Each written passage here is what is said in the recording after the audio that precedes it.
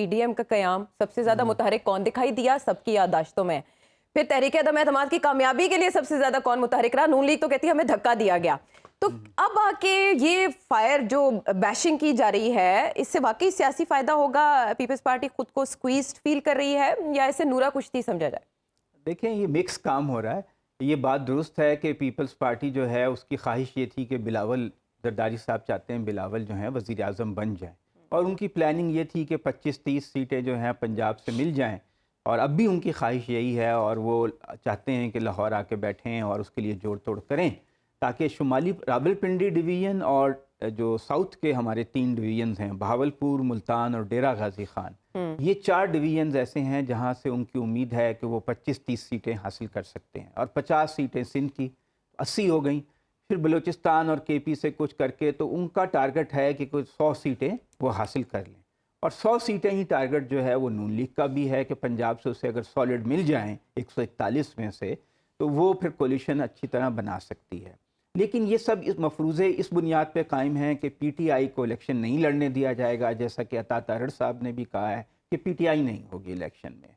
तो अगर PTI नहीं होगी, तहरीक इंसाफ नहीं होगी, फिर तो मैदान खुला है, और दोनों पार्टियां जो हैं 100-100 सीटें की जो रेस है उसमें कोई भी कामयाब हो सकता है। लेकिन अगर PTI को कुछ स्पेस मिल जाती है इलेक्शन लड़ने की, तो फिर शायद साफ़ सुथरे इंतखाबात में, मुनसिफाना इंतखाबात में इनकी उम्मीदें पूरी ना हो सकें, क्योंकि इस वक्त जो हमें बज़ाहिर नज़र आ रहा है वो यही है कि पंजाब में और KP में तहरीक इंसाफ की मकबूलियत बहुत ज़्यादा है। KP में वो अपनी हरीफ पार्टियों से 3 गुना ज़्यादा और पंजाब में दुगनी ज़्यादा मकबूल है। तो अगर PTI को माइनस कर दिया जाए फिर तो जरदारी साहब मुकाबला कर सकते हैं नवाज शरीफ साहब का, लेकिन अगर PTI मौजूद रहती है फिर उनको कोलिशन बनाना पड़ेगा PTI के साथ मिलके।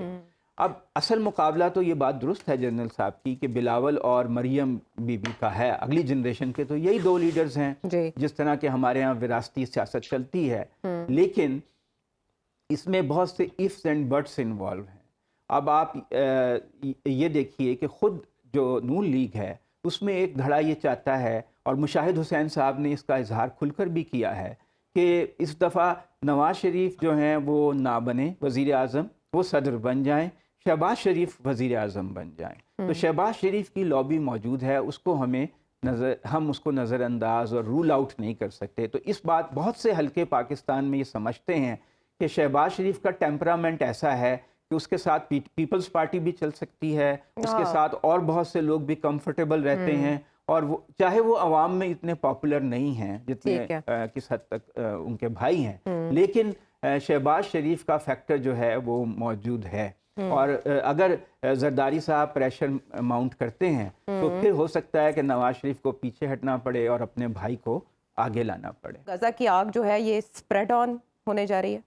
देखिए, फ़िलहाल तो ऐसे ही लग रहा है, क्योंकि इसराइल के प्राइम मिनिस्टर नेतन्याहू ने कहा है कि हमारा बहुत नुकसान हुआ है, और वहाँ के वज़ीर दिफ़ा ने कहा है कि 300 से ज़्यादा जो फ़ौजी हैं वो उनके गज़ा में पिछले 24 घंटों में उनका जो वो मारे गए हैं। तो बहुत ऐसी रेजिस्टेंस, मुज़ाहमत उनको मिल रही है जिसकी उन्हें तवक्को नहीं थी। और उधर से हुसीज़ ने जो यमन के हैं, और वो एक ख़ास सेक्ट है, 4 इमामी सेक्ट है वो, और वो बहुत उनकी बड़ी हिस्ट्री है, वो टफ़ फाइटर्स हैं, वो माजी में बहुत रेजिस्टेंस मुख्तलिफ मौक़ों पे अपनी पावर दिखा चुके हैं।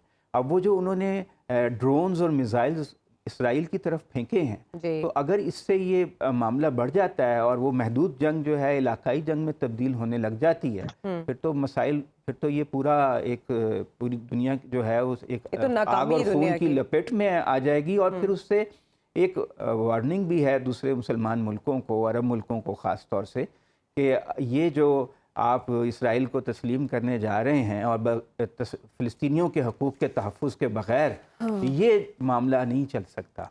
तो अगर आपने फ़िलिस्तीन के हकूक़ को महफूज किए बग़ैर इसराइल को तस्लीम किया, तो वो कोई भी अरब मुल्क हो तो उसके लिए एक तरह से वार्निंग का है। और उसमें फिर आपको पता है कि दुनिया मुसलमान मुल्कों में पाकिस्तान का भी नाम लिया जा रहा था कि हम भी शायद उस तरफ बढ़ने जा रहे हैं कि इसराइल को, और सऊदी अरब में इसराइली वफूद आना शुरू हो गए थे जो पहले नहीं आते थे। तो हुसीज़ ने एक बड़ा मैसेज दिया है दूसरे हमसाया So who is मुल्कों gonna को। be next? जी, कि अगर आप इस तरफ बढ़ेंगे तो फिर हम जो है उसमें रुकावट डालेंगे। और उनके ताल्लुकात ईरान से बताए जाते हैं। जी। ईरान जो है अगर फ़र्ज़ करें, अभी तो वो डायरेक्टली इन्वॉल्व नहीं हो रहे हैं, लेकिन उनके बयानात ये आ रहे हैं कि मुनक़ता करें आप जी, ताल्लुकात, सख्त जितने लाइन मुसलमान ली है कि ममालिक हैं। आप इसराइल को तेल मुहैया ना करें, कम जी। से कम मुसलमान ममालिक। कोई ना कोई remedy before it's too late.